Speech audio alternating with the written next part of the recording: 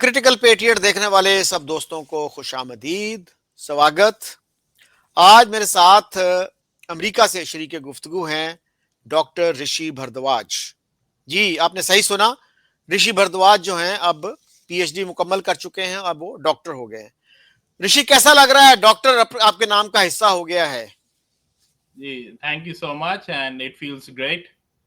काफी मेहनत करनी पड़ी इसके लिए और it requires lot of effort, lot of intelligence, lot of critical thinking, but finally it's worth it. So yes, तो बहुत अच्छा लगता है। तो आगे क्या प्लान्स हैं? अमेरिका में स्टे करेंगे कुछ अरसा, फिर इंडिया जाएंगे, या अभी इंडिया जा रहे हैं? क्या प्लान्स हैं? जी, राइट नाउ अभी स्टे करने का प्लान है कुछ हम्म। टाइम, उसके बाद फिर देखेंगे। अब हम अपने टॉपिक की तरफ आते हैं। तो आज हम बात करेंगे बांग्लादेश के हवाले से। और बांग्लादेश आपको पता है चंद महीनों से बड़ा खबरों में है। तो बांग्लादेश में सेकुलरिज्म की पोजीशन क्या है, माइनॉरिटीज की सिचुएशन क्या है वहां पे? क्योंकि जो मैंने स्टेटिस्टिक्स देखे हैं, 1951 का जो सेंसस था उसमें 22% हिंदू थे बांग्लादेश में, और अब उनकी तादाद जो है वो 8% से कम है। और एक प्रोफेसर ने, बांग्लादेश के प्रोफेसर हैं गालिबन अबू अल बरकात, उन्होंने तो कुछ ऐसी पेशेनगोई भी की हुई है कि कुछ सालों के बाद वहां पे कोई हिंदू नहीं बचेगा। तो आप कैसे देखते हैं इस फिनोमेनन को? जी, इसके लिए हमें हिस्टोरिकल बैकग्राउंड समझना होगा कि Bengal is like east Bengal. वो एकमात्र जो है उस एरिया में एक ऐसा जो रीजन था जहां पर इस्लाम मेजॉरिटी रिलीजन हुआ। इवन बंगाल में भी इस्लाम मेजॉरिटी रिलीजन जो है लाइक पूरे बंगाल में नहीं था। वेस्ट बंगाल में हिंदुइज्म मेजॉरिटी में था और ईस्ट बंगाल में इस्लाम मेजॉरिटी में था। और वो इस्लाम जो प्रैक्टिस हुआ है हिस्टोरिकली ईस्ट बंगाल में, so that is like different from Islam anywhere else in the world. और वो काफी हद तक हिंदुइज्म से इन्फ्लुएंस था। और जो काफी जो हिंदू लाइक मसलन दुर्गा पूजा या और हिंदू देवी देवता, तो मुसलमानों की जो है काफी उसमें जो है आस्था रही है, काफी जो है रेफरेंस रही है हिंदू डिएटीज के लिए बंगाल में हिस्टोरिकली भी। और दुर्गा पूजा में तो उनका कंट्रीब्यूशन आज भी रहता है मुसलमानों का, कि मतलब एक तरह से कह सकते हैं कि मुसलमानों के बिना दुर्गा पूजा ऑर्गेनाइज करना काफी मुश्किल हो जाए। तो ऐसा जो है इस्लाम का वो वहां पर फॉर्म रहा है बंगाल में। बट लाइक जैसे मॉडर्निटी आती है तो उसमें जो है आइडेंटिटीज बहुत रिजिड हो जाती हैं। मॉडर्निटी आइडेंटिटीज को बहुत रिजिड कर देती है। तो इससे हुआ ये कि इस्लाम जो मुसलमान थे बंगाल में, उनमें एक कॉन्शियसनेस आना पैदा हुई कि हम हिंदुओं से अलग हैं, like we are different from these people and we are like two separate groups. उसको सोशल ग्रुप्स कह सकते हैं, religious groups, political groups, and likewise. तो ये कॉन्शियसनेस आना पैदा हुई। और जहां मतलब इंडिया में डेमोक्रेसी की बात स्टार्ट हुई, तब मुसलमानों को ये लगने लगा कि अगर इंडिया में डेमोक्रेसी आती है तो वन मैन वन वोट का सिस्टम होगा। और इसमें यह होगा कि हिंदुओं की मनपसंद गवर्नमेंट आएगी, हिंदुओं की जो है जिसको हिंदू वोट करेंगे वो गवर्नमेंट आएगी। तो इसीलिए तभी से मुसलमानों को एक ये हो गया कि पार्लियामेंट्री डेमोक्रेसी वो इंडिया के लिए सही नहीं है। सो ये इसका क्या जो है जोड़ निकाला जाए, क्या हल हो इसका, तो इसको लेके जो है काफी ज्यादा मुसलमानों में सोच विचार हुआ है। 1885 में जब से कांग्रेस बनी, उसी के बाद से मुसलमानों में ये स्टार्ट हो गया कि what should be the future course of action. Syed Ahmad Khan ने तो यहां तक कह दिया कि इंडिया में हमेशा ब्रिटिशर्स का रूल रहना चाहिए, क्योंकि अगर ब्रिटिशर्स चले जाते हैं इंडिया से तब तो यहाँ वन मैन वन वोट का सिस्टम आ जाएगा। और उसमें जो है मुसलमान किसी भी हालत में मतलब जो है मेजोरिटी में नहीं रहेंगे, तो हमेशा ही हिंदुओं की गवर्नमेंट रहेगी। तो इसका जो है एक अल्टरनेटिव के लिए, और फिर जो है इंडिया में पॉलिटिकल रिफॉर्म्स भी स्टार्ट हो गए। तो इसका जोड़ क्या निकाला जाए, तो सेपरेट इलेक्टोरेट्स की जो है डिमांड वो स्टार्ट हुई। और मुस्लिम लीग की जो है एस्टेब्लिशमेंट भी 1906 में ढाका में हुई। तो यहां से जो है फिर उन्होंने सेपरेट इलेक्टोरेट्स की डिमांड स्टार्ट की, जो कि फिर 1909 में मॉर्ली मिंटो रिफॉर्म्स के तहत जो है वो दिए गए। तो इस्लामिज्म काफी मजबूत रहा है बंगाल में। अच्छा ऋषि, आपने बात की हिंदू डेटीज के लिए रिस्पेक्ट, तो वो तो इंडोनेशिया में भी बहुत है। जी। उनकी एयरलाइन उनकी एयरलाइन का नाम जो है एक हिंदू डेटी पे है। उनका जो 20,000 रुपए का नोट है उस पे लॉर्ड गणेश की फोटो होती थी, शायद अब भी है। तो वहां पे तो रामलीला की स्टोरी जो है वो बहुत अच्छे तरीके से इनेक्ट की जाती है। और वहां पे जो फॉर्मर प्रेसिडेंट थे अभी इनसे पहले, उनके पोते का नाम जो था वो नरेंद्र था। तो जी वहां पे भी ये जो कल्चर है, जिसको क्या कहेंगे, एक्लेक्टिक कल्चर या जिसको सिंक्रेटिक कल्चर आप कह सकते हैं, जी वो वहां पे काफी था। जी देखिए, इस्लाम जो लाइक पूरी वर्ल्ड में प्रैक्टिस हुआ है तो वो हर जगह का इस्लाम अलग है। इंडोनेशिया का इस्लाम अलग है, इंडिया का इस्लाम अलग है, ईरान का इस्लाम अलग है, अरब का इस्लाम अलग है, नाइजीरिया का इस्लाम अलग है। पर एक जो पैन इस्लामिक जो वो सेंटिमेंट आता है कि नहीं जी, इस्लाम तो हमेशा सेम ही है, at all times at all places. तो ये काफी प्रॉब्लमेटिक एक जो है मतलब एक थिंग हो जाती है, क्योंकि ये जो डाइवर्सिटी है उसको पूरी तरह से डिनाई कर देता है कि मसलन इंडिया में जो इस्लाम है वो हमेशा हिस्टोरिकली अलग रहा है अरब के इस्लाम से। वो हिंदुइज्म से काफी हद तक इन्फ्लुएंस्ड रहा है। और मतलब इतना इस्लामाइजेशन होने के बावजूद भी, इतना हिंदू मुस्लिम स्ट्राइफ होने के बावजूद भी, आज भी लाइक कुछ साल पहले प्यू का एक सर्वे हुआ था, तो उसमें 26%, 26% इंडियन मुस्लिम्स जो है वो गंगा जल को होली मानते हैं। वो समझते हैं कि गंगा जल जो है वो पवित्र है, Ganges is a Holi river. तो आज भी 26% मुसलमान इंडिया के ये मानते हैं। तो आज भी वो जो जिसको मैं इंडिक इस्लाम कहता हूँ या इंडियन इस्लाम है, वो भी आज भी जो है इस सब कॉन्टिनेंट के मुसलमानों का बेस वही है। इवन पाकिस्तान में भी जो है काफी इंटरेस्ट लिया जाता है रामायण में, महाभारत में। यहाँ तक कि जब रामायण टेलीकास्ट हुआ था 80s में, तो मतलब जो उसके जो मतलब मेन जो एक्टर्स थे, तो उन्होंने कहा कि जो हमें फैन मेल्स आते थे तो उसमें 20 to 30% हमें चिट्ठियां वो पाकिस्तान से आती थी। और उसमें ये कहा जाता था कि हमें काफी जो है मतलब पसंद है Ramayan, and we all wait every Sunday to watch it. तो आज भी पाकिस्तानियों में भी काफी इंटरेस्ट पाया जाता है हिंदुइज्म के लिए, Hindu culture, Hindu history, Ramayan, Mahabharat, Lord Ram, Lord Krishna. तो इस तरह से तो इस्लाम जो है वो हमेशा इस तरह का रहा है। पर मॉडर्निटी जो होती है तो फिर वो जाकिर नायक वाला जो इस्लाम है वो जो है फिर वो जोर पकड़ता है और वो धीरे धीरे पॉपुलर होता जाता है, जो कि लोकल ट्रेडिशंस को, हिस्ट्री को पूरी तरह से डिनाई करके वो पूरा अरब वाला जो है एक वो इस्लाम नाफिज करने की कोशिश होती है। सर सैयद अहमद खान की बात भी की, तो उनका जो है ना एक बड़ा मशहूर वो है कि उर्दू हिंदी कंट्रोवर्सी 1867 में जी वो चाह रहे थे कि उर्दू को जो है ना एक सुपीरियर स्टेटस होना चाहिए यूपी में, और हिंदी को वो दर्जा नहीं देना चाहिए। बहरहाल हम दोबारा आते हैं वापस जी, मैं कुछ कहना बंगाल। चाहूंगा इस पर कि जी। देखिए उर्दू जो है वो हिंदुस्तान की लैंग्वेज है। उर्दू हमारी लैंग्वेज है and we have full respect for Urdu. And Urdu जो है वो actually one of the official languages, उसको इंडियन कॉन्स्टिट्यूशन ने रिकॉग्नाइज किया है। बट जो मतलब उर्दू उर्दू और हिंदी में बेसिकली जो है डिफरेंस क्या है स्क्रिप्ट का, कि हिंदी में देवनागरी स्क्रिप्ट है और उर्दू में जो है वो फारसी पर्शियन स्क्रिप्ट है। बट उर्दू इसीलिए मतलब नहीं हो सकती है one and only language Urdu script, क्योंकि उस स्क्रिप्ट में जो है बहुत सारे जो साउंड्स हैं, इंडियन साउंड्स, वो नहीं कवर हो पाते हैं। इसीलिए जो है पाकिस्तानियों को जो है काफी प्रॉब्लम होती है कुछ वर्ड्स को जो है प्रोनाउंस करने में, मसलन प्रकाश। तो प्रकाश को पाकिस्तानी मैंने देखा है कि वो हमेशा प्रकाश प्रोनाउंस करते हैं। आर्य समाज को हमेशा वो आर्या समाज प्रोनाउंस करते हैं, due to the Urdu script, क्योंकि वो उससे फेमिलियर है। तो उर्दू स्क्रिप्ट सारे साउंड्स को कवर नहीं कर पाती है। और यही बात एक्चुअली भगत सिंह ने अपने जो है एक ऐसे लिखा था उन्होंने, उसमें जो है इस बात का जिक्र किया था कि उर्दू क्यों नहीं मतलब लैंग्वेज, नेशनल लैंग्वेज हो सकती है, क्योंकि उर्दू लैंग्वेज सारे जो है इंडियन साउंड्स को, नॉर्थ इंडियन साउंड्स को कवर नहीं करती है। और साउथ इंडिया में तो ऑफ कोर्स जो है तमिलनाडु में या केरला में या बंगाल में तो जो है बहुत ही कम लोग उर्दू बोलते हैं। तो इसीलिए जो है Urdu script is not the perfect script in Indian context. जी चले खैर, वो तो बहुत से लोग ये कहेंगे कि उर्दू की बहुत सी साउंड्स हैं जो इंडिया में लोग डिफिकल्टी से प्रोनाउंस करते हैं।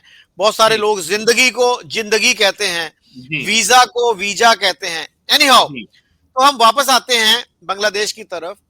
तो बांग्लादेश में ऋषि आपके इल्म में है कि पार्टीशन से पहले बहुत बड़ा फसाद हुआ था। जी कलकत्ता में, द ग्रेट कलकत्ता किलिंग्स जिसको कहते हैं, 16 अगस्त 1946 को। जी और उसके बाद फिर नवाखली में, बिहार में फसादात हुए, उसमें थोड़ी सी रोशनी डालिएगा। उसके बाद हम बात करेंगे 1950 में जो फसादात हुए, जिसकी वजह से पाकिस्तान के जो पहले लॉ मिनिस्टर थे, आज पाकिस्तान में बहुत कम लोगों को, हजार में से शायद एक आदमी ऐसा हो जिसको ये पता हो कि जोगिंदर नाथ मंडल कौन थे जी और उन्होंने क्यों अपना वो ओहदा छोड़ा। वो पाकिस्तान के पहले लॉ मिनिस्टर थे और फिर उन्होंने डेस्परेशन में, हेल्पलेसनेस में, वो न सिर्फ अपना ओहदा छोड़ा बल्कि मुल्क छोड़ दिया था और वो इंडिया चले गए थे। जी। जी जी। तो मैं वो अपनी बात को कंटिन्यू करूंगा कि जो ये मतलब हिस्टोरिकल बैकग्राउंड था, और जैसे जैसे मॉडर्निटी आती गई तो वैसे वैसे कॉन्शियसनेस मुसलमानों में बढ़ती गई कि हम हिंदुओं से अलग हैं, और फिर उन्होंने सेपरेट इलेक्टोरेट्स की डिमांड स्टार्ट की, और फिर जो है वो सेपरेट इलेक्टोरेट्स हुआ। 1905 में जो कर्जन थे वॉइस रॉय, उन्होंने जो है बंगाल को पार्टीशन किया between east Bengal and west Bengal, जो कि साफ साफ एक रिलीजियस बेसिस पर था, जिसको हिंदुओं ने जो है क्रिटिसाइज किया था, हिंदू लीडर्स ने, और जबकि जो मुस्लिम लीडर्स थे बंगाल के, उन्होंने उसको वेलकम किया था। और इसका काफी जो है अपोजिशन भी हुआ कांग्रेस की तरफ से, हिंदू लीडर्स की तरफ से। तो 1911 में जो है उसको वापस ले लिया गया। तो इसको लेके काफी रिजेंटमेंट था वहां की मुस्लिम लीडरशिप में। और फिर जो है कम्युनलिज्म जो है वो बढ़ता जाता है मुसलमानों में, और पूरे इंडिया के और बंगाल के भी मुसलमानों में। और लाइक पॉपुलेशन हिंदुओं की घटती जाती है, बिकॉज फर्स्ट ऑफ ऑल मुसलमानों का बर्थ रेट हमेशा से ज्यादा रहा है हिंदुओं से। तो इसीलिए जो है जो 33% रहती है पॉपुलेशन हिंदुओं की at the beginning of 20th century, वो 1941 सेंसस तक आते आते 33 से 28% हो जाती है।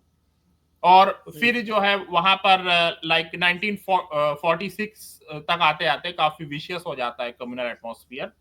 और ये रहता है फिर कि लाइक डायरेक्ट एक्शन डे का कॉल मोहम्मद अली जिना वो उनकी तरफ से आता है।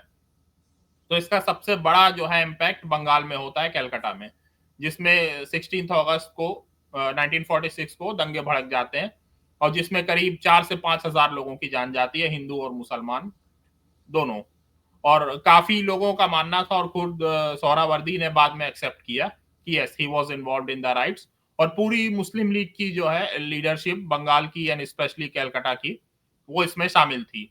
इवन जो मुस्लिम लीग के लीडर्स थे, दे वर फाउंड डिस्ट्रीब्यूटिंग वेपन्स और लोगों को भड़काते हुए। तो लाइक इससे फिर जो है लाइक पूरे इंडिया में इसका रिएक्शन आना स्टार्ट हो जाता है। फिर नोआखली में दंगे होते हैं, जिसमें वहां की लीडरशिप इन्वॉल्व रहती है, लोकल लीडरशिप अगेन, और काफी सारे हिंदू मारे जाते हैं। गांधी जी फिर वहां पर आते हैं, वो 4 महीना रहते हैं, वो पीस अपना मिशन वहां पे गांव, विलेज टू विलेज वो जाते हैं, लोगों को पीस की बात करते हैं। जो मुसलमानों ने मंदिर तोड़े थे वो मंदिर बनवाते हैं मुसलमानों के थ्रू। खुद जो है वो कहते हैं कि आपने मंदिर तोड़े हैं तो अब आपको ये मंदिर बनाने होंगे। बट वहां पर भी गांधी जी का जो है विरोध होता है, और लोग अपोज करते हैं गांधी जी को। ये कहा जाता है कि कि उनकी प्रेजेंस से इस्लाम को बहुत हार्म हुआ है, and he should leave Noakhali, he should not stay here. वो जब तक रहेंगे तब तक नोआखली में माहौल खराब रहेगा। एक एनेक्डोट यहाँ तक है कि जो उनकी बकरी रहती है, जिसका वो दूध पीते हैं, उसको मुसलमान चुरा के खा जाते हैं, मार के। और जो उनका जिस रास्ते से वो जाते थे उसको डेली डिफाइल किया जाता था। जो उनकी प्रेयर मीटिंग्स होती थी उसमें हार्डली कोई भी मुस्लिम रहता था, सारे के सारे हिंदू ही रहते थे उनकी प्रेयर मीटिंग्स में।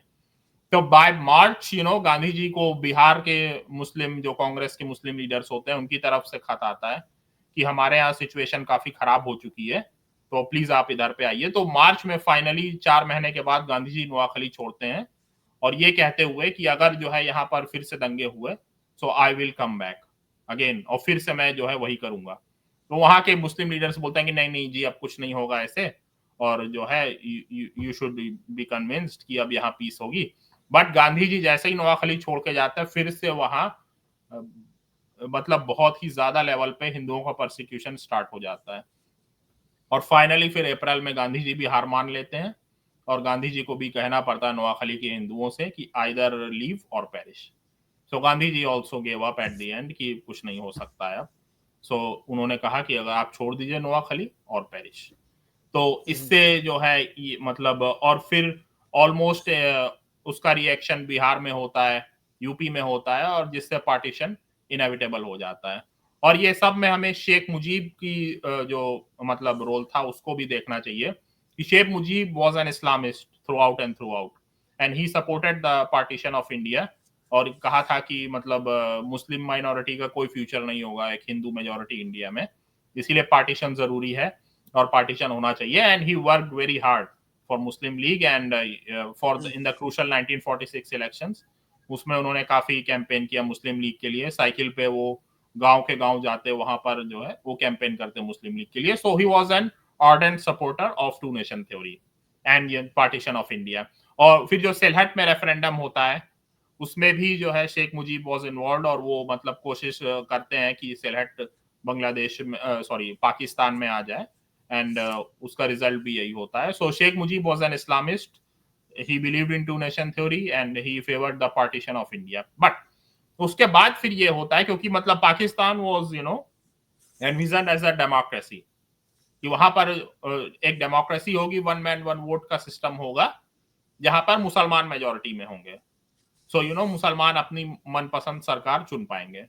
बट होता यह है कि लाइक पहली बात तो कोई कॉन्स्टिट्यूशन नहीं बन पाता है, कोई जनरल इलेक्शन नहीं हो पाता है, तो इससे काफी रिजेंटमेंट वहां के मुसलमानों में पैदा होता जाता है कि मतलब हमें तो डेमोक्रेसी का वादा किया गया था, अब कोई इलेक्शन ही नहीं हो रहा है। एंड 1958 में जब फाइनली आर्मी पावर में आती है पाकिस्तान में, तो तब आते आते जो है like Bengali Muslims they were completely out of power structure, क्योंकि army was dominated by Punjabis and Pashtuns, और बंगाली काफी नेग्लिजिबल नंबर्स में थे उसमें। तो बंगालियों को ये लगता है कि लाइक ये हमें कोई पावर, हमें हमारे जो लीगल पावर जो राइट्स हैं वो हमें डिनाई किए जा रहे हैं, हमारे जो पावर में शेयर होना चाहिए हमें वो डिनाई किया जा रहा है। तो इससे काफी रिजेंटमेंट होता है। या लैंग्वेज का भी एक इशू रहता है, but by 1956 Bengali was one of the official language of Pakistan, तो लैंग्वेज का मसला तो हल हो जाता है, बट स्टिल उनके ग्रीवेंसेस रहते हैं। और ये रेवेन्यू डिस्ट्रीब्यूशन भी प्रॉपरली नहीं होता है। वेस्ट पाकिस्तान मतलब कैलकुलेशंस के अकॉर्डिंग ऑलमोस्ट 70% रेवेन्यूज का शेयर वेस्ट पाकिस्तान को जाता है और केवल 30% ईस्ट पाकिस्तान को जाता है। तो उससे भी उनके जो है वो रहते हैं like reservations and but still, और लैंग्वेज का इशू भी रहता ही है क्योंकि like west Pakistanis they always thought Bengali as a Hindu language, कि ये तो जी हिंदुओं की लैंग्वेज है बिकॉज ये पर्शियन स्क्रिप्ट में नहीं लिखी जाती है। So anything that is not in Persian script in India, that is obviously a Hindu language. तो एक ये भी रिजेंटमेंट रहता है, और कुल टोटल जो है लाइक बंगाली मुस्लिम्स को प्रॉपर मुस्लिम्स नहीं माना जाता है। Even though they supported two nation theory, they voted for Pakistan en masse in 1946 elections. Like around 119 seats रहती हैं मुस्लिम्स के लिए रिजर्व, जिसमें Muslim League won 113 seats, around 119 में से 113 सीट मुस्लिम लीग जीतती है। तो इस हद तक सपोर्ट था amongst Bengali Muslims towards the partition and Pakistan. But फिर भी उन्हें शक की नजरों से देखा जाता है। इस्लामिज्म काफी स्ट्रांग रहता ही है वहां पे, तो इससे रिजेंटमेंट धीरे धीरे फिर जो है बढ़ता जाता है। 1966 में फिर शेख मुजीब बोल आते हैं लाइक अपना 6 पॉइंट फॉर्मूला, जिसमें मतलब वो चीजें रहती हैं रेवेन्यू शेयरिंग और उन सब की। एंड बट स्टिल 1969 में अवामी लीग का एक मैनिफेस्टो आता है जिसमें ये कहा जाता है कि लिखा होता है कि Islam would be the state religion, और कोई भी लॉ मतलब अवामी लीग वो बनाएगी that would not be against Quran and Sunnah. तो इस हद तक इस्लामिज्म शेख मुजीब में और अवामी लीग में रहता है। फिर बैकग्राउंड वी ऑल नो 1970 में इलेक्शंस होते हैं in which Muslim like Awami League wins the majority, but still उनको पावर डिनाई किया जाता है, और फिर एक जेनोसाइड लॉन्च हो जाता है फ्रॉम पाकिस्तान। और उसमें भी टारगेट वर हिंदूज, क्योंकि ये सोच थी कि ये तो जी हिंदुओं की वजह से है अनरेस्ट ईस्ट पाकिस्तान में, and once we finish off the Hindus there will be peace, क्योंकि हिंदू खुद ही छोड़ के like we will kill the Hindus and the rest will flee to India in fear. तो ये उनकी जो है टोटल सोच रहती है। और इस इवन इससे पहले भी जो like there were riots against Hindus 50s में बहुत बड़ा एक राइट होता है जिसमें काफी तादाद में हिंदूज इंडिया आ जाते हैं। तो जवाहरलाल नेहरू के तो ये प्लान्स थे कि वो ईस्ट पाकिस्तान को इन्वेड करके खुलना और कुछ और डिस्ट्रिक्ट्स कैप्चर करके हिंदूज को वहां रिसेटल करवा देंगे। But he gives up this plan. उन्हें ये लगता है कि अगर मैं ऐसा करता हूं तो जितने भी हिंदू हैं ईस्ट पाकिस्तान में उन्हें सब के सब को एक्सपेल कर दिया जाएगा इंडिया। सो मतलब according to estimates like at least 2 million Hindu वहां से बिटवीन 1950 टू 1955 माइग्रेट करते हैं टू इंडिया। तो हिंदुओं की पॉपुलेशन जो है इससे लगातार घटती जाती है। इन 1951 दे वर लाइक 22%, फिर 1961 आते आते 22 से वो 18 हो जाते हैं।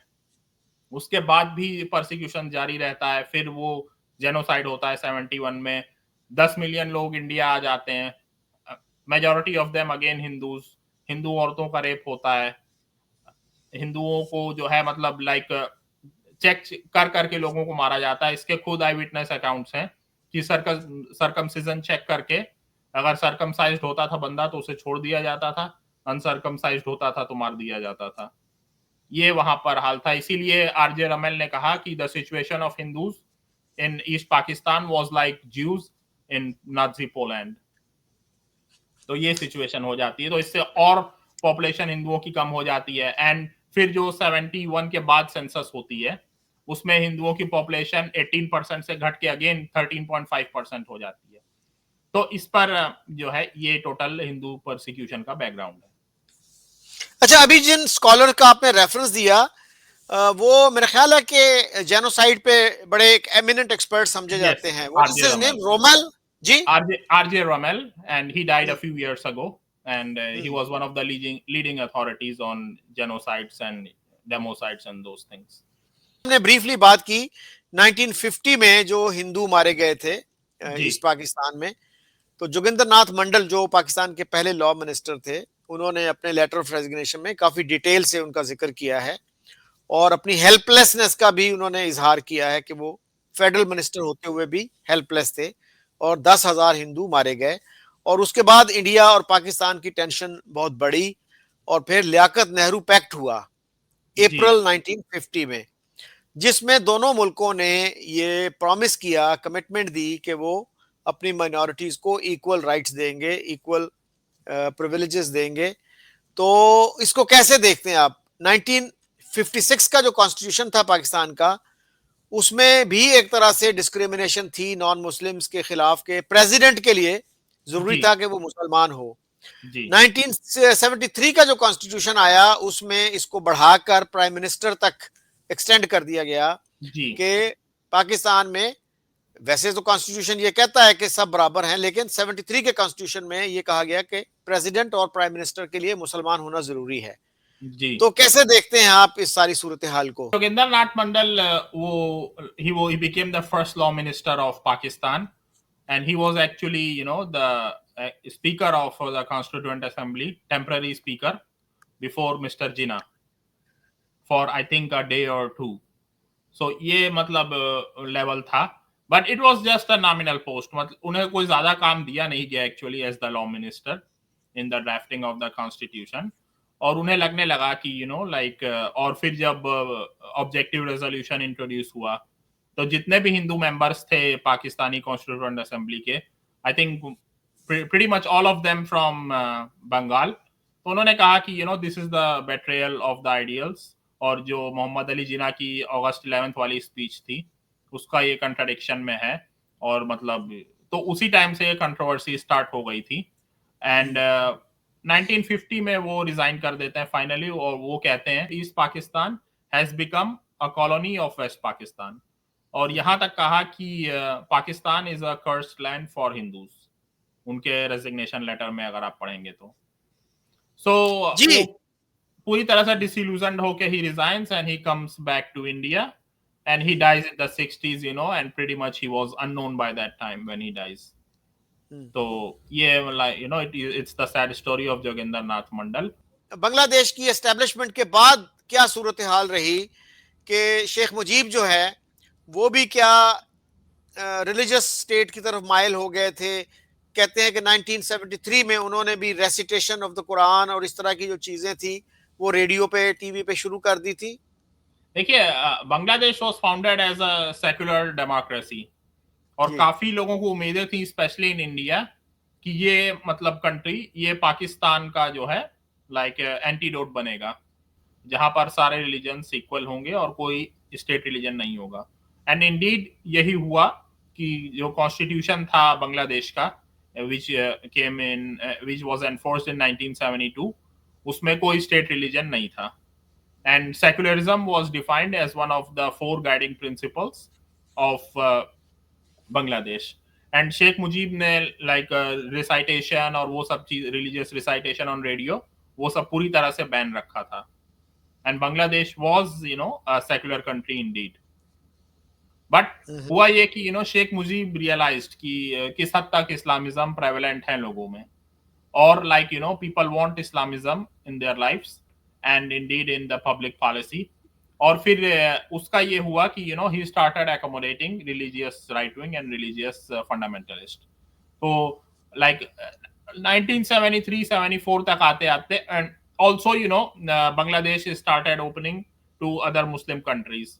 और उसके लिए ये था कि जब तक पाकिस्तान से रिलेशंस अच्छे नहीं होंगे, तब तक अरब वर्ल्ड या और मुस्लिम कंट्रीज से रिलेशंस अच्छे नहीं हो सकते हैं।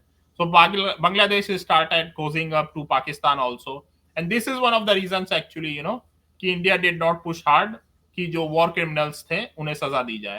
क्योंकि जब ये था कि अगर बांग्लादेश ही इंटरेस्टेड नहीं है वॉर क्रिमिनल्स को सजा देने के लिए, जिन्होंने जेनोसाइड किया, जिन्होंने परसिक्यूशन किया लोगों का, तो फिर it would be hard for India.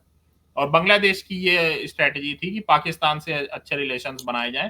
So then Bangladesh becomes part of OIC. The Zulfikar Ali Bhutto वो बांग्लादेश ट्रेवल करते हैं, वो ढाका जाते हैं, ढाका में रैली करते हैं, जिसमें वो सारा ब्लेम जेनोसाइड का वो आर्मी पे डाल देते हैं, जबकि Bhutto was equally involved in that. And Bhutto actually, उनके वीडियोस भी हैं अवेलेबल सोशल मीडिया पे, in which he is supporting the crackdown in east Pakistan. So Bhutto सारा ब्लेम आर्मी और आर्मी लीडरशिप और याया खान पर डाल देते हैं। और उसी टाइम जो है लाइक एंटी इंडिया स्लोगन्स लगते हैं ढाका में, और पाकिस्तान जिंदाबाद के नारे लगते हैं। तो आप कह सकते हैं कि टू नेशन थ्योरी 2-3 साल के लिए कमजोर पड़ी थी, but it was pretty much prevalent by 1974। और फिर शेख मुजीब ऑल्सो वो काफी रूथलेस रूलर साबित होते हैं। He tried to become a dictator. He tried to make Bangladesh into a party state, जहां पर एक ही पार्टी रहेगी, अवामी लीग। करप्शन काफी ज्यादा रहती है बांग्लादेश में बाय अवामी लीग लीडर्स, तो इससे लोगों में रिजेंटमेंट पैदा होता है। और also he tried to create a private militia in opposition to the like Bangladeshi army. तो इससे आर्मी में रिजेंटमेंट होती है। और फिर जो है वो 1975 अगस्त का अनफॉर्चुनेट इंसिडेंट होता है, जिसमें कू होता है, शेख मुजीब का मर्डर हो जाता है, और उसके बाद बांग्लादेश पूरी तरह से इस्लामिज्म पर चलने लगता है। कुछ ही सालों बाद सेक्युलरिज्म को डिलीट कर दिया जाता है कॉन्स्टिट्यूशन से। 80s में मोहम्मद इरशाद के रूल के time Islam was declared as the state religion.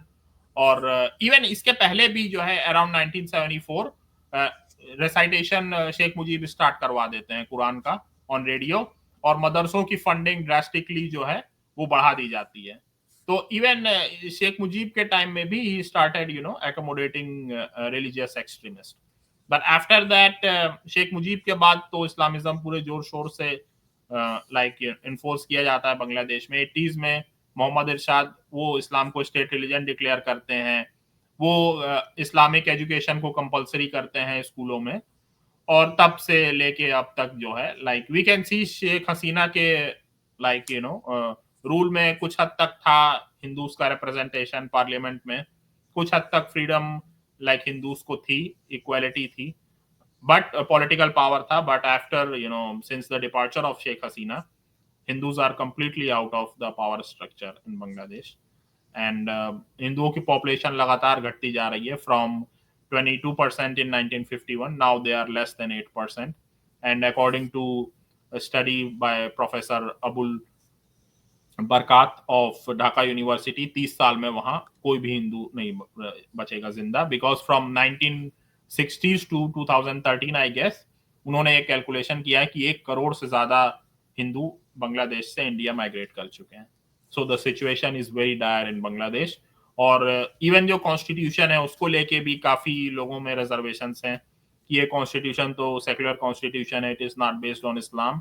तो अब जो नया कॉन्स्टिट्यूशन आए that should be an Islamic constitution. Even national anthem को लेके काफी लोगों में अपोजिशन है कि वहां का national anthem Amar Sonar Bangla, it's written by Rabindranath Tagore. तो उसको लेके ये है कि ये तो एक हिंदू ने लिखा है. So we should have a national anthem which is written by a Muslim. Flag को लेके रिजर्वेशंस हैं कि फ्लैग में उसके बीच में राइजिंग सन है, तो उसको चेंज करके उसमें कुछ इस्लामिक जो है टच दिया जाए. So you can see, like, Jamaat Islami is very popular in Bangladesh, and even Sheikh Hasina was causing up to Islamic, fundamentalist. Like there is an organization of Islamic clerics. तो उसके उनके साथ हिफाजत इस्लाम, तो उसके साथ काफी क्लोज रिलेशंस थे शेख हसीना के. So Islamism has always been prevalent, and right now it's very strong in Bangladesh. Even I would say कि पाकिस्तान से एक्चुअली ज्यादा इस्लामिज्म बांग्लादेश में है, because I find Pakistanis to be very open minded and very liberal kind of people, but Bangladeshis are still like after Islamism. क्योंकि कई सारे मेरे Pakistani friends तो यहाँ तक कहते हैं कि जी हमने देख लिया इस्लामिज्म को नाफिज करके, and it give us absolutely nothing. तो secularism is much better. But Bangladesh में काफी इंपल्स पाया जाता है. एंटी इंडिया सेंटीमेंट ऑलमोस्ट सभी बांग्लादेशीज में पाया जाता है. एक ऐसी कंट्री जिसने पूरी आपकी हेल्प की आपके फ्रीडम स्ट्रगल में, एक तरह से कह सकते हैं कि बिना इंडिया के सपोर्ट के बांग्लादेश इंडिपेंडेंट नहीं हो पाता. हमने 3,000 सैनिक खोए, मोर देन 3,000 सोल्जर्स बांग्लादेश को आजाद कराने के लिए, but we got absolutely nothing in return. कि मतलब almost all Bangladeshis have anti India sentiments. A vast majority of them have anti-Hindu sentiments. So, like, this is the situation right now. एक दफा शेख मुजीब ने Islamic terms में पाकिस्तान से अपनी डिसअल्यूजनमेंट का इजहार किया था, वो क्या स्टोरी है? जी, शेख मुजीब ने कहा था कि हमें तो एक इस्लामिक स्टेट के सपने दिखाए गए थे, तो वो इस्लामिक स्टेट कहाँ है? हमें तो कहा गया था कि हमें खलीफ उमर जैसा कोई रूलर मिलेगा, तो कहाँ है वैसा रूलर? ऐसा तो कुछ भी नहीं हो रहा है. तो like he was an Islamist throughout and 1971 तक. और 1971 से 73 आप कह सकते हैं 2 साल he was secular, but from 73 onwards again he was an Islamist. तो ये शेख मुजीब और अवामी लीग का पूरा जो है लाइक बैकग्राउंड है. तो केवल 2 साल आप कह सकते हैं टू नेशन थ्योरी कमजोर थी, but from 1973 onwards Bangladesh was back on the track of Islamism. अच्छा, कुछ लोग पाकिस्तान में ये कहते हैं कि जब ईस्ट पाकिस्तान बांग्लादेश बन गया तो मिसेस इंदिरा गांधी ने ये कहा कि आज हमने 1000 साला गुलामी का बदला ले लिया है, और कुछ लोग ये कोट करते हैं उनको कि आज हमने टू नेशन थ्योरी को बे ऑफ बंगाल में सिंक कर दिया. तो जो पहली बात है कि हमने गुलामी का बदला ले लिया, उसका मुझे तो कोई प्रूफ नहीं मिला, अगरचे पाकिस्तान में बहुत से स्कॉलर्स ये कोट करते हैं. तो ये जो दूसरी बात है कि टू नेशन थ्योरी को हमने बे ऑफ बंगाल में सिंक कर दिया, is that true? Did she say that? जी, मैंने भी थोड़ी रिसर्च की है इन स्टेटमेंट्स पर, और ये स्टेटमेंट सिर्फ पाकिस्तानी वेबसाइट्स में पाए जाते हैं. कोई इंडियन वेबसाइट ने इसको कभी कवर नहीं किया है, कोई वेस्टर्न वेबसाइट, कोई न्यूज़पेपर, किसी ने कभी कवर नहीं किया है. और इसके भी कई सारे वर्जन्स मिलते हैं हमें, कि कोई कहता है कि इंदिरा गांधी जी ने ये पार्लियामेंट में कहा था, कोई कहता है अपने ऑफिस में कहा था, कोई कहता है कि कोई रैली में कहा था. तो इसके भी कई सारे जो है वेरिएशंस मिल जाते हैं. अगर पार्लियामेंट में कहा था तो वो तो ऑफिशियल रिकॉर्ड्स में होना चाहिए, तो ऑफिशियल रिकॉर्ड्स कोई ला के दिखाए, बट ये कहीं भी किसी भी मीडिया रिपोर्ट में कहीं भी नहीं मिलता है. ये सिर्फ जो है आपको मिलता है पाकिस्तानी वेबसाइट्स में. अच्छा, इसी तरह का एक दावा जो है ना, हमारे फॉर्मर फॉरेन सेक्रेटरी जो इंडिया में एम्बेसडर भी रहे, कुछ अरसा केयर टेकर फॉरेन मिनिस्टर भी रहे, अब्दुल सत्तार, उन्होंने भी ये दावा किया अपनी बुक में. तो मैं ऑक्सफोर्ड वालों को लिखा कि मैंने कहा जी ये जो कोटेशन है ना ये गलत है. तो फिर उन्होंने ऑक्सफोर्ड इंडिया को लिखा, और वहां से भी उन्होंने ये कहा जी हमें कोई इसका प्रूफ नहीं मिला.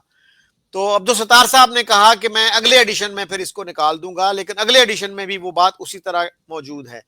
अच्छा, आ, ऋषि, आखिर में हम बात करते हैं कि इंडिपेंडेंट व्लॉगर्स जो हैं वहां पे, या फ्री थिंकिंग व्लॉगर्स, उनकी भी काफी कत्लो गारत हुई है, उनके खिलाफ वायलेंस हुआ है, तो उसको कैसे देखते हैं आप?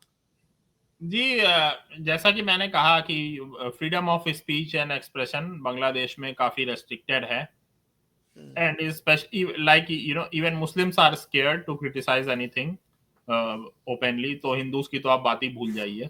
और काफी वहां पर राइटिंग हुई है based on social media post and those things, और वहां पर जो कुछ एथियस्ट ब्लॉगर्स थे या फ्री थिंकर्स थे, उनके अगेंस्ट भी वायलेंस हुई है, और कितने सारों को मार दिया गया, कितने सारों को बांग्लादेश छोड़ के जाना पड़ा। So like by and large वहां पर जो पब्लिक है उसका रुझान जो इस्लामिज्म और इस्लामिक फंडामेंटलिज्म की तरफ ही है, and they are not happy with a secular liberal Bangladesh. They want it to be an Islamic state and Islamic democracy और वॉट एवर, क्योंकि इसकी कोई डेफिनेशन तो है नहीं, but like they are not happy with a secular democracy. ये एक पूरी तरह से मिथ है कि टू नेशन थ्योरी फेल हो गई 1971 में, और रिलीजन वो ग्लू नहीं था। जी, रिलीजन एक्चुअली मतलब मैं ये कहूंगा कि इसका ऑपोजिट है, कि बंगालियों को ये शिकायत थी कि आपने इस्लाम इम्प्लीमेंट नहीं किया जी, तो इसीलिए हम अलग हो रहे हैं। अगर आप इम्प्लीमेंट कर दे इस्लाम तो हम अलग नहीं होंगे। तो टू नेशन थ्योरी 1971 में फेल हो गई, ये एक मिथ है। Two nation theory is still very strong, और टू नेशन थ्योरी मतलब सबसे ज्यादा तो इंडिया में है, और फिर उसके बाद बांग्लादेश में है, और अपने लीस्ट फॉर्म में वो पाकिस्तान में है। क्यों? क्योंकि लाइक मुस्लिम्स जितने माइनॉरिटी में होते हैं उतने ही ज्यादा कंजर्वेटिव और उतने ही ज्यादा वो मतलब टू नेशन थ्योरी में बिलीव करते हैं। और यही चीज अम्बेडकर ने अपनी किताब में कोट की थी कि इंडिया के मुसलमान कंजर्वेटिव और बैकवर्ड इसीलिए हैं compare to other countries like Arabia और Iran and those places.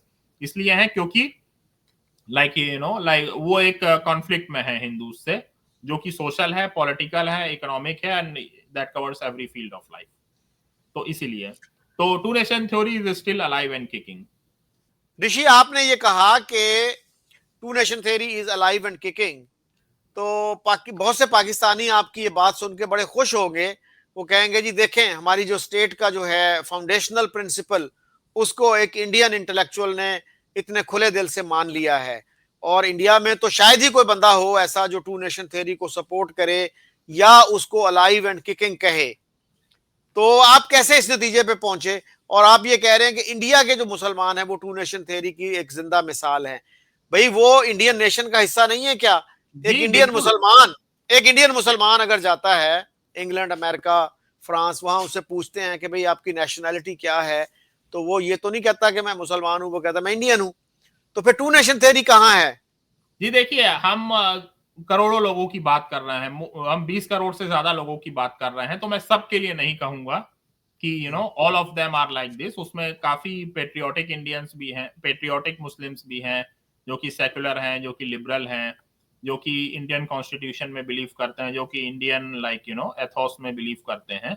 But by and large मैं बात कर रहा हूं, क्योंकि इसका अगर आपको लिविंग एग्जाम्पल देखना है तो आप किसी भी इंडियन सिटी में जाइए, आपको वहां पर मतलब हिंदू नेबरहुड और मुस्लिम नेबरहुड आपको बताना भी नहीं पड़ेगा कि ये हिंदू नेबरहुड है या और ये मुस्लिम नेबरहुड है।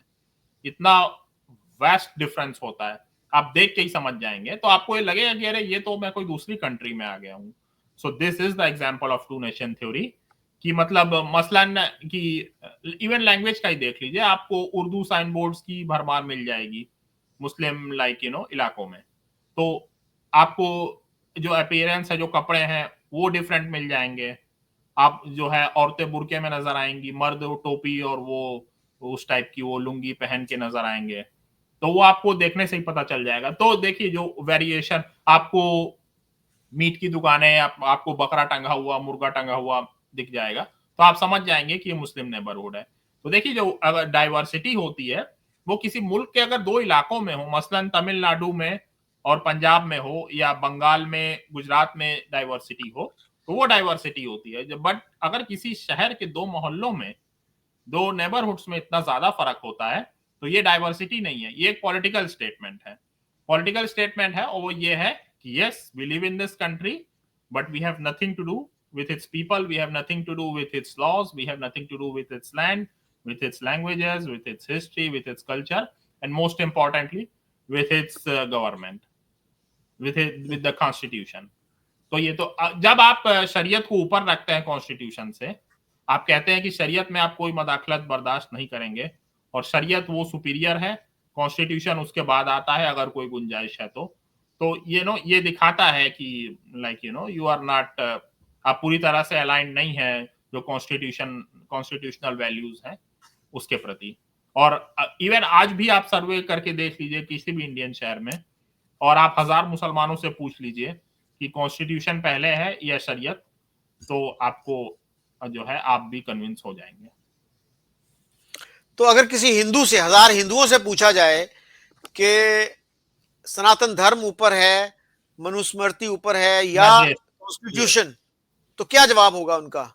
जी देखिए, अगर आप हिंदूज में ऐसा कोई सर्वे करेंगे तो ओवरवेलमिंग मेजोरिटी ये कहेंगे कि पहले हम इंडियन हैं उसके बाद हिंदू हैं, और जबकि मुसलमानों में इसका ऑपोजिट होगा, वो कहेंगे पहले हम मुसलमान हैं उसके बाद हम इंडियन हैं। और ये पैन इस्लामिज्म भी काफी जो है स्ट्रांग है इंडिया के मुसलमानों में, कि कई इंडिया के मुसलमान मतलब सोशल मीडिया पर आपको ये बात करते दिख जाएंगे कि हमारे तो 50 से ज्यादा मुल्क हैं और तुम्हारा तो एक ही मुल्क है, मतलब हिंदुओं को कि तुम्हारा तो एक ही मुल्क है और हमारे तो 50 से ज्यादा मुल्क हैं।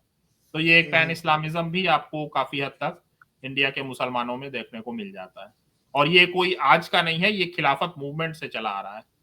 इवन मतलब हिस्टोरियंस का कहना है कि मुसलमानों की पार्टिसिपेशन इंडिपेंडेंस स्ट्रगल में खिलाफत मूवमेंट के पहले ना के बराबर थी, बट जब गांधी जी ने नॉन कोऑपरेशन मूवमेंट और खिलाफत मूवमेंट को अलाइन किया तब मुसलमानों ने पार्टिसिपेट करना स्टार्ट किया, और जब खिलाफत मूवमेंट फेल हुआ तो उसके बाद मुस्लिम्स विथड्रू। दैट्स व्हाई जो सिविल डिसोबीडियंस मूवमेंट था और क्विट इंडिया मूवमेंट था उसमें मुस्लिम्स की participation it was negligible. Congress में hardly 3% they were Muslims, even though Muslim population was 20-25% in India। तो ये दिखाता है, और ये गांधी जी ने भी माना था एक बार इनडायरेक्टली कि मैं हिंदुओं का लीडर हूं, मैं मुसलमानों का लीडर नहीं हूं। आपने 2-3 दफा पैन इस्लामिज्म की बात की, जिन्ना साहब ने इस पे कहा था the theory of pan Islamism exploded long time ago, तो वो उसको नहीं मानते थे। और जमालुद्दीन अफगानी थे एक साहब जो सर सैयद अहमद खान के कंटेम्परेरी थे जी, और उनके बारे में कहा जाता है कि एक्चुअली वो अफगानी नहीं थे, ईरान से थे, लेकिन वो जमालुद्दीन अफगानी कहलवाते थे इसलिए कि उनकी एक्सेप्टेंस जो है वो सुन्नियों में भी हो। तो यहां से वो टर्की चले गए थे, फिर इजिप्ट चले गए थे, तो वो पैन इस्लामिज्म के बड़े चैंपियन थे। लेकिन सर सैयद अहमद खान से उनका काफी इख्तलाफ था, वो सर सैयद अहमद खान को कंडेम करते थे और सर सैयद उनको कंडेम करते थे। तो पैन इस्लामिज्म का इतना भी नहीं है कि सारे मुसलमान जो हैं वो पैन इस्लामिज्म को मानते हो। बहरहाल we had a good discussion. जी मैं कुछ ऐड करना चाहूंगा अपनी तरफ से। जी मिस्टर जिना की वो तो हर चीज में उनके कंट्राडिक्शन नजर आते ही है। उन्होंने कहा था कि pan Islamism is a dead idea, but उनकी जो पूरी कैंपेन थी it was based on pan Islamism. Pakistan की movement it was based on pan Islamism, कि इवन हसन अल बन्ना के साथ उनके काफी क्लोज रिलेशंस थे मोहम्मद अली जिना के, और उनसे उन्होंने करस्पॉन्डेंस भी किया कि आप हमें गाइड करें कि हम पाकिस्तान को रूल कैसे करें। और मोहम्मद अली जिना के फ्यूनरल पर शब्बीर अहमद उस्मानी ने कहा था कि हम सबको जिना का सपना पूरा करना है, कि मतलब जो है इंडोनेशिया से लेके मोरक्को तक या उस तरह की स्टेटमेंट कि उसको एक सिंगल ब्लॉक बनाया जाए। तो pan Islamism was inherent in the Pakistan movement. भले ही जिना की सोच ये ना रही हो कि सारे मुल्कों को खत्म करके एक मुल्क बना दिया जाए, but he was always for a block or a greater cooperation between different Muslim countries। और इजिप्ट में भी उन्होंने इस तरह का बयान दिया था कि अगर पाकिस्तान ना बना तो इंडिया में तो इस्लाम खत्म होगा ही, और दूसरे मुल्कों में भी इस्लाम पर खतरा हो जाएगा, और हम सब जो है कनेक्टेड हैं, अगर एक डूबा तो सब डूबेंगे।